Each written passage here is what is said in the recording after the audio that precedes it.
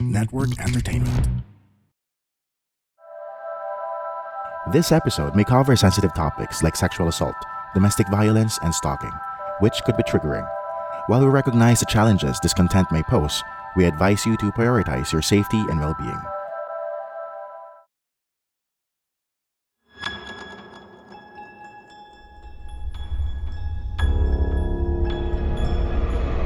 Shocking, sad, revealing, and deeply researched. PH Murder Stories podcast covers the true account of infamous killings and true crime stories from the Philippines.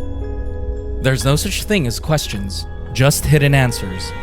Stay tuned as we revisit the inconceivable crimes that exist. Some listeners may find the following content of PH Murder Stories highly disturbing due to its graphic nature. PH Murder Stories does not condone nor promote violence of all sorts. Viewer discretion is advised.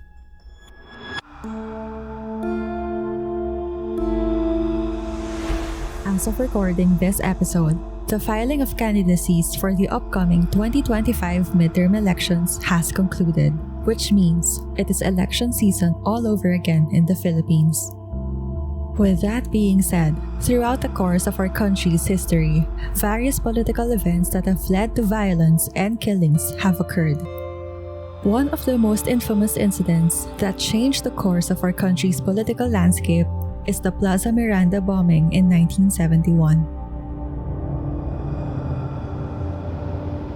The Plaza Miranda bombing, at the time, was viewed as one of the most infamous tragedies that happened during a political event.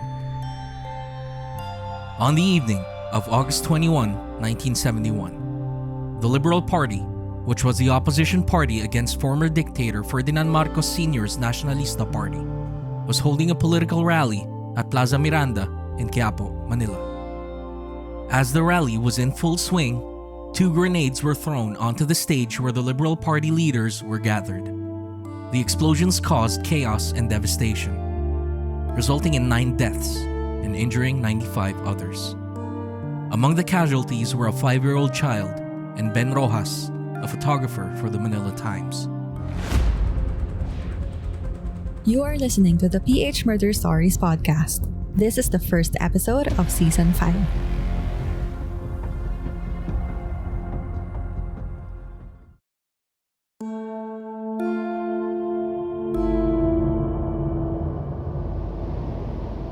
Plaza Miranda has been a central venue for political rallies and public gatherings, named after Jose Sandino y Miranda, a Treasury Secretary during the Spanish colonial period. Plaza Miranda has witnessed Manila's transformation from a colonial city to a modern metropolis.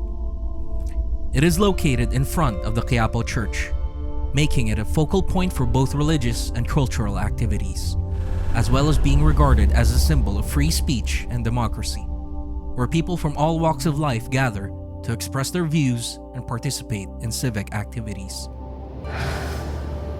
Given the fact that the Plaza Miranda holds a deep-rooted history, the bombing that took place in 1971 stands as one of the most tragic and pivotal events in Philippine political history. Besides the death of a 5-year-old child and Manila Times photographer Ben Rojas, among the notable victims were several key figures in Philippine politics.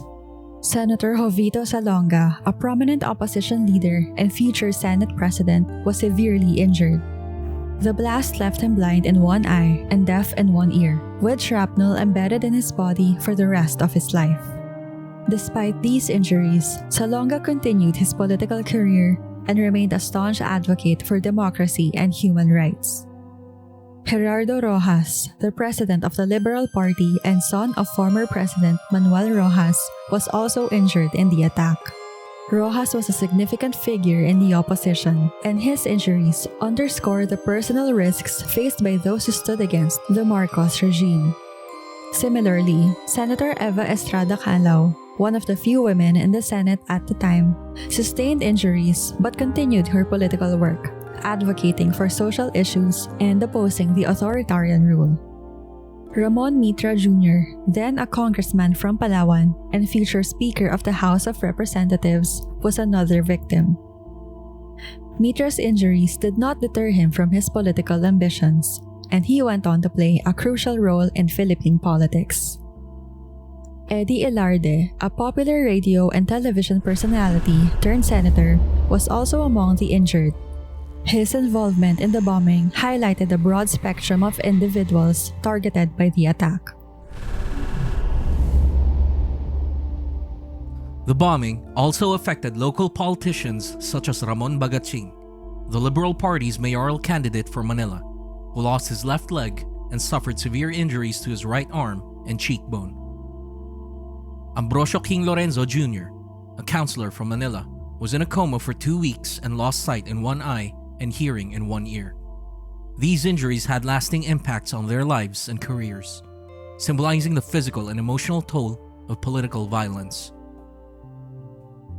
The Plaza Miranda bombing was not just an attack on individuals but an assault on the democratic process itself. It led to President Ferdinand Marcos suspending the writ of habeas corpus, which allowed for the arrest and detention of individuals without trial. This event was considered as a precursor to the declaration of martial law in 1972, based on the testimonies from defectors and former allies of Marcos Sr. Just right after the Plaza Miranda bombing, the Marcos Sr. administration promptly blamed the Communist Party of the Philippines and its armed wing, the New People's Army, for the Plaza Miranda bombing. This accusation was vehemently denied by Jose Maria Sison, the founding chairman of the CPP.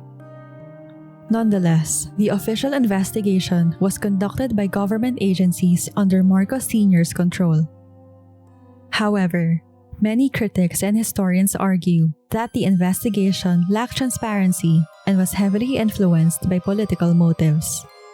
The swift attribution of blame to the communists without substantial evidence raised doubts about the impartiality of the investigation. The Plaza Miranda bombing was initially blamed on Marcos by the opposition. However, Victor Corpus, a former military officer who joined and later defected from the NPA, revealed that the attack was ordered by Jose Maria Sison. In interviews and his 1989 book, Silent War, Corpus claimed to have overheard CPP leaders discussing the attack. He defected to the NPA in 1970 due to alleged AFP corruption and led a raid on the Philippine Military Academy Armory. Disillusioned with the NPA, he surrendered in 1976 and was imprisoned until granted clemency by President Cory Aquino in 1986.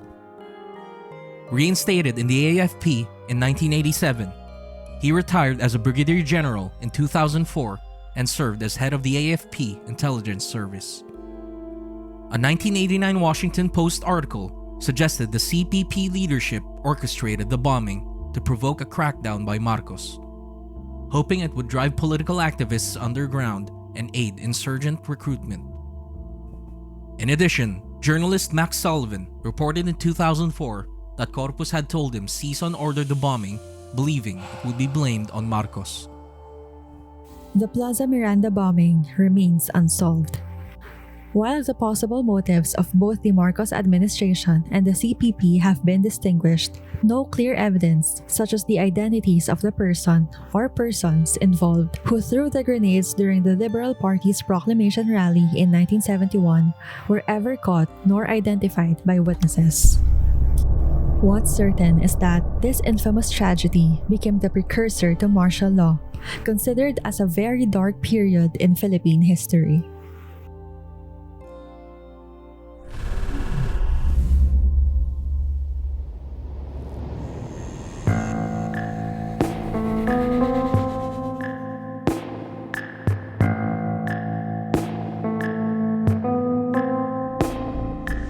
Thank you for listening to PH Murder Stories. If you like this episode, give us a 5-star rating on Spotify and Apple Podcasts.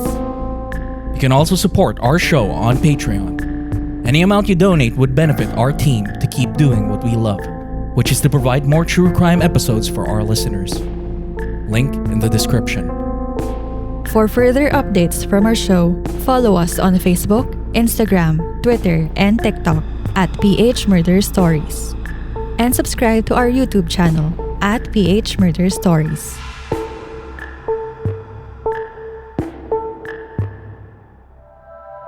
The opinions of podcast creators, hosts, and guests are not necessarily reflective of the official stance of the Pod Network Entertainment, its hosts, or other network programs.